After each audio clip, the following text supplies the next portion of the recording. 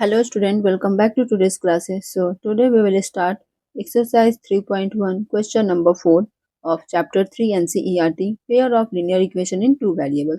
So यहाँ पे हमने क्वेश्चन नंबर 1 का 1 और 2 कर रखा है, 2 का 1 2 3 कर रखा है, 3 का भी 1 से लेके 5 तक कर रखा है, जो कि आप लास्ट वीडियो में देख सकते हो। तो इसी के साथ अब आते हैं क्वेश्चन नंबर 4 पे। क्वेश्चन नंबर 4 हमें क्या कह रहा है कि which of the following pair of linear equations are consistent या इनकॉन्सिस्टेंट। इसमें से जो 1 से लेके 4 तक क्वेश्चन है उसमें कौन सा कॉन्सिस्टेंट है और कौन सा इनकॉन्सिस्टेंट है। इफ कॉन्सिस्टेंट, अगर कॉन्सिस्टेंट है तो उसे हमें सॉल्यूशन ग्राफिकली फाइंड आउट करना है। ठीक है, तो 1 नंबर में x plus Y is equal to 5 है और 2x plus 2y is equal to 10 है। तो 1 नंबर में a is equal to 1, a1 is equal to 1, b1 is equal to 1, c1 is equal to 5, a2 equal to 2, b2 is equal to 2, c2 is equal to 10। ठीक है, तो a1 by a2 is equal to 1 by 2, b1 by b2 is equal to 1 by 2, c1 by c2 is equal to 5 by 10। Cancel करेंगे तो 1 by 2, यानी कि इसके according हमारा a1 by a2 is equal to b1 by b2 equal to c1 by c2। ठीक है, इस तरह से ये क्या हो गया, तीनों ही इक्वेशन इक्वल आ रहे हैं। तो यहाँ इसके अकॉर्डिंग ये क्या हो गया, जब तीनों इक्वल हैं तो ये कोइंसिडेंट हो गया। दिस पेयर इज कोइंसिडेंट, है ना, दिस पेयर इज कोइंसिडेंट। और जब ये कोइंसिडेंट है इसका मतलब कि एंड ऑल्सो, जब कोइंसिडेंट होता है तो वो कॉन्सिस्टेंट कहते हैं उसे। तो ये हो गया कॉन्सिस्टेंट ऑल्सो। ठीक है, तो जब ये कॉन्सिस्टेंट है तो इसका अब हम ग्राफ बनाएंगे। तो ग्राफ के लिए हमें एक्स और वाई का कोऑर्डिनेट पॉइंट चाहिए।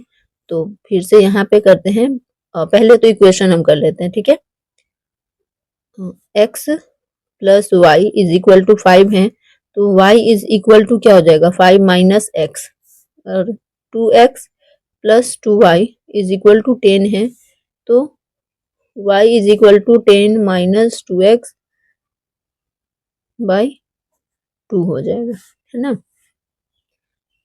अब दोनों इक्वेशन में हम x का वैल्यू डालेंगे और y का निकाल लेंगे।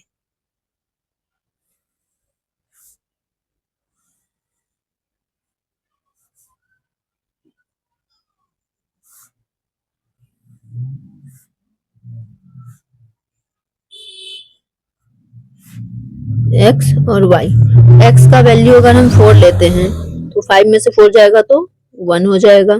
x का वैल्यू अब हम 3 लेते हैं तो 2 और 3 यहाँ पे ले रहे हैं, तो 5 में से 3 गया तो 2 हो जाएगा। नाउ अब x का वैल्यू अगर हम 2 लेते हैं तो ये हो गया 3, है ना, यही आएगा। अब दूसरे इक्वेशन के लिए आते हैं,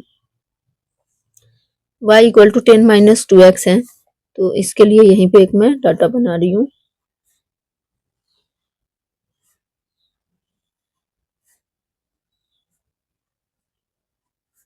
एक्स वाई, एक्स का वैल्यू अब हम 4 अगर लेते हैं और कोइंसिडेंट है तो सभी इक्वल होंगे, एक ही पे वैल्यू पुट हो जाएगा। तो अगर हम 4 लेते हैं, 4 टू जा 8, 10 में से 8 गया तो 2 और 2 से कैंसिल हो जाएगा 1 टाइम्स में, तो 4 और 1।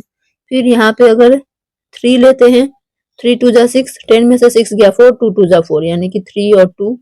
फिर अब 2 लेते हैं, 2 टू जा 4, 10 में से 4 गया 6, 2 3 जा 6 यानी कि 2 3। सेम वैल्यू आ रहा है, जब सेम वैल्यू आ रहा है तो कोइंसिडेंट तो ऑब्वियसली होगा। तो ये आप ग्राफ में देख सकते हैं कि x और y कोऑर्डिनेट पे हम यहाँ पे 2 3 3 2 और 4 1 इन तीनों का ही ड्रॉ किया हुआ है, पॉइंट डिनोट किया गया है और तीनों को ही ज्वाइन किया गया है, और ये दोनों ही सेम एक्सिस पे आ रहा है, सेम लाइन पे बन रहा है ना। तो इसी को कोइंसिडेंट बोलते हैं। ठीक है, अब आते हैं इसके बाद क्वेश्चन नंबर 2 पे, 4 के 2 पे। Now question number 2, x minus Y is equal to 8, तो a1 is equal to 1, b1 equal to minus 1, c1 is equal to 8। ठीक है,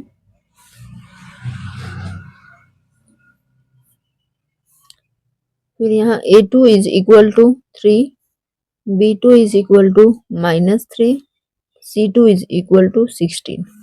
ठीक है, और यहाँ पे एक चीज और आप लोग इसमें कंफ्यूज मत होइएगा, ये 8 है, अगर ये इस साइड आ जाएगा, ठीक है, तो -8 हो जाएगा, और ये भी 16 है, इधर आएगा तो -16। तो अगर हम -8 और -16 लिखेंगे तो भी बात हमारा बराबर ही आएगा, क्योंकि जब हम फ्रैक्शन में लिखेंगे तो वो माइनस कट जाएगा। ठीक है, अब हम A1 by A2 equal to 1/3, B1 by B2 equal to -1 by -3, minus से माइनस कैंसिल होके 1/3 आ गया। C1 by C2 is equal to 8/16, तो 8 1 जा 1, 8 2 जा 16, यानी कि 1/2 आ रहा है।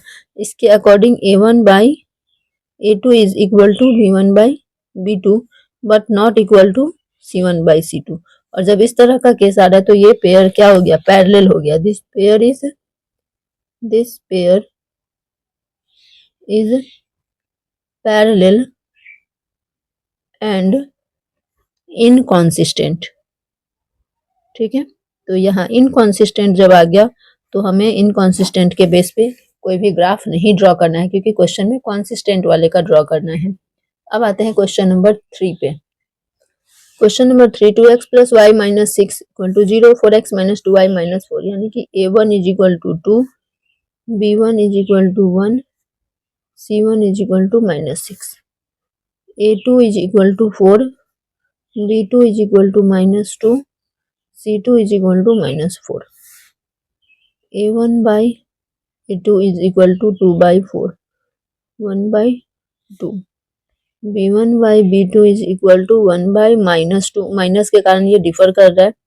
Now C1 by C2 is equal to -6 by -4, minus से माइनस कैंसिल, 2 3 जा 6, 2 2 जा 4, यानी कि 3/2।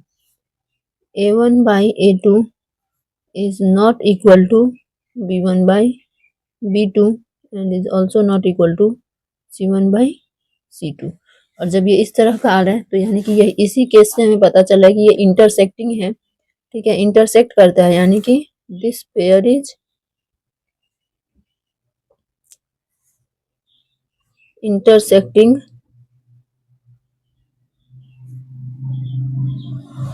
And consistent. जब इंटरसेक्टिंग होता है तो कॉन्सिस्टेंट होता है, सिर्फ पैरेलल के केस में वो इनकॉन्सिस्टेंट होता है। ठीक है, जब कॉन्सिस्टेंट है तो इसका भी ग्राफ होगा, तो आप लोग इसका x और y का वैल्यू पुट करके आप लोग इसका ग्राफ बना सकते हो। मैं यहाँ पे आप लोगों के लिए डाटा बना के हेल्प कर दे रही हूँ और आप लोगों को इसका ग्राफ बनाना है। ठीक है, तब समझ में आएगा ना कि हाँ सच में समझ में आया। ठीक है, कुछ वर्क तो होना चाहिए, तो आप लोग इसका वर्क जरूर से जरूर करना, और जब तक हम खुद से सॉल्व नहीं करते हैं तब तक हमारा समझ में नहीं आता कि मेरा सॉल्व हुआ या नहीं। ठीक है, ये तो यहाँ पे इक्वेशन है 2x plus Y minus 6 is equal to 0, और यहाँ पे 4x minus 2y minus 4 is equal to 0। 2x minus Y equal to सिर्फ क्या हो जाएगा, 6 माइनस 2x, और यहाँ पे y is equal to 4 minus 4x by 2। नहीं, एक काम करते हैं, 4x माइनस 4/2, क्योंकि 2y को ये इधर हम ले आते हैं तो प्लस में हो जाएगा, और ये 4x माइनस 4/2 ये हो गया। अब हम यहाँ x का वैल्यू अगर लेते हैं 2 लेते हैं तो 2 2 जा 4, तो 6 में से 4 गया तो 2, 3 लेते हैं तो 3 2 जा 6, 6 में से 6 गया 0, 3 और 0। ठीक है, नाउ 1 अगर लेते हैं तो हो जाएगा 4। अब यहाँ पे अगर हम 2 लेते हैं, 4 2 जा 8, 8 में से 4 जाएगा तो 4, यहाँ x और y, x अगर हम 2 ले लिए, 4 2 जा 8, 8 में से 4 जाएगा तो 4, 4 से 2 डिवाइड करेंगे तो 2। ठीक है, इसके बाद अगर 3 लेते हैं, 4 3 जा 12, 12 में से 4 गया तो 8, 2 4 जा 8, 3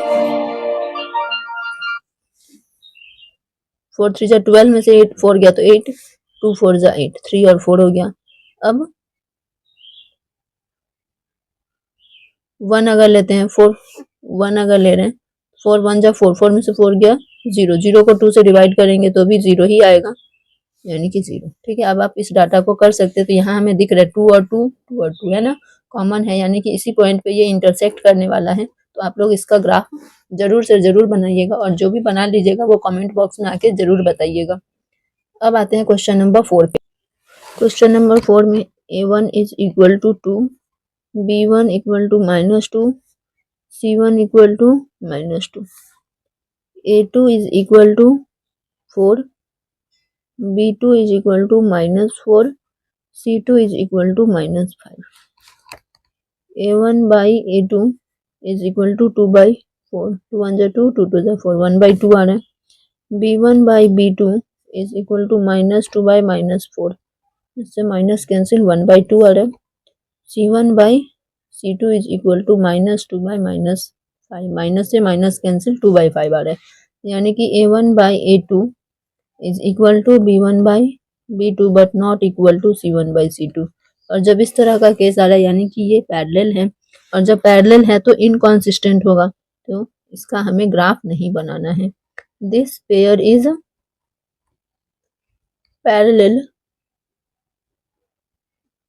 एंड इनकॉन्सिस्टेंट, क्योंकि पैरेलल वाले केस में ये इनकॉन्सिस्टेंट होता है, इसका कोई अंत नहीं होता है। ठीक है, तो आई होप ये क्वेश्चन नंबर 4 का 1 से लेके 4 तक आप लोगों को समझ में आया होगा। अगर अच्छे से समझ में आ गया है तो कमेंट करना। क्वेश्चन नंबर 3 का ग्राफ आप लोग जरूर से जरूर बना के और कमेंट बॉक्स में जरूर बता देना। और फिर इसी के साथ मिलते हैं क्वेश्चन नंबर 5 नेक्स्ट वीडियो में। तब तक के लिए tata bye bye everyone, and like share subscribe जरूर कर देना।